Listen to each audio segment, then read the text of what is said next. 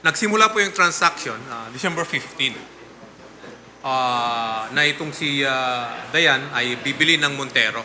Ang magiging ang ahente ay si Pia.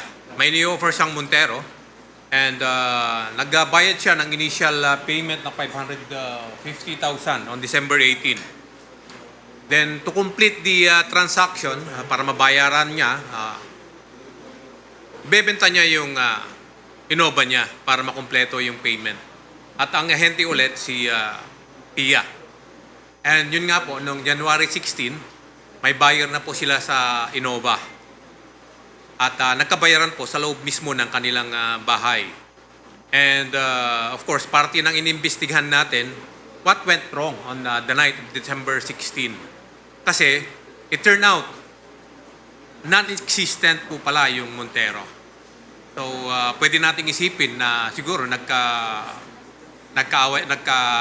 nagalit siguro. So, yun ang tinitignan natin na isa sa mga dahilan siguro bakit binarel si ano. And we have to understand also na itong mag-asawa, they have string of cases, estafa cases. So, talagang gawain na nila and it appears na parang may plano sila talagang gawin yung bagay na yun. So it's part of tuloy-tuloy pa rin po, open pa rin po yung investigation natin.